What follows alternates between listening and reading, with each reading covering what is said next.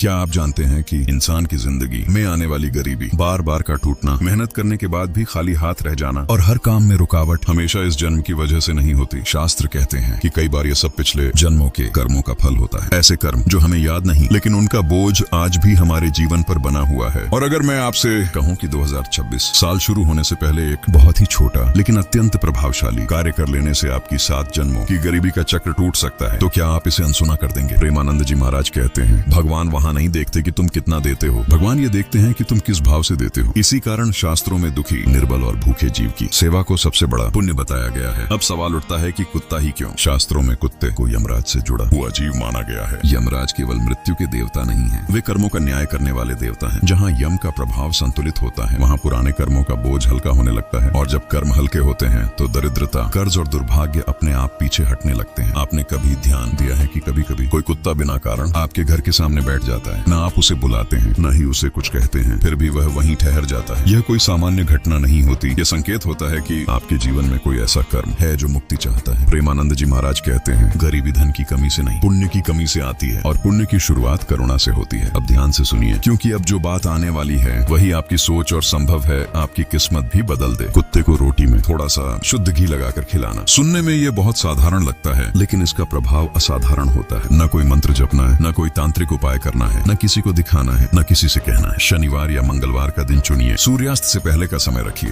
रोटी बनाइए, उस पर थोड़ा सा शुद्ध घी लगाइए और फिर कुत्ते को अपने हाथ से प्रेम पूर्वक खिलाइए। उस समय मन में कोई लालच न रखें, कोई बड़ी इच्छा न मांगे, बस इतना भाव रखें कि हे प्रभु, मेरे जाने अनजाने पाप क्षमा हो, और यदि मुझसे या मेरे पूर्वजों से किसी भी जीव को कष्ट पहुंचा हो तो उसकी क्षमा मिले। अगर यह भाव सच्चा होगा तो इसका असर धीरे धीरे दिखाई देगा। पहले मन में शांति आएगी, फिर घर का माहौल बदलेगा, फिर रुके हुए काम अपने आप चलने लगेंगे। जो दरवाजे कई सालों से बंद लग रहे थे वहीं से नए रास्ते खुलने लगेंगे, कर्ज उतरने लगेगा, आय के नए साधन बनेंगे, और सबसे बड़ी बात, दरिद्रता का संस्कार टूटने लगेगा। प्रेमानंद जी महाराज कहते हैं, जो भूखे को खिलाता है भगवान उसकी झोली अपने हाथों से भरते हैं। लेकिन एक चेतावनी बहुत जरूरी है, यह कार्य दिखावे के लिए मत कीजिए, कैमरा ऑन करके मत कीजिए और लोगों को बताने के लिए मत कीजिए, क्योंकि पुण्य वही फल देता है जो मौन में और पूरी श्रद्धा से किया जाए। अगर आपके जीवन में बार बार दुख आता है, पैसा आता है लेकिन टिकता नहीं, और मन अंदर से खाली और थका हुआ महसूस करता है, तो एक बार इस उपाय को पूरी आस्था के साथ करके देखिए। हो सकता है यही छोटा सा कर्म आपके इस जन्म के साथ साथ आपके आने वाले 7 जन्मों का भविष्य बदल दे। अगर आपको यह बातें मन से सच्ची और उपयोगी लगी हों तो वीडियो को लाइक जरूर करें, और ऐसे ही सनातन व प्रेमानंद जी महाराज के उपदेशों वाले वीडियो के लिए चैनल को सब्सक्राइब करना बिल्कुल न भूलें। जय श्री राधे।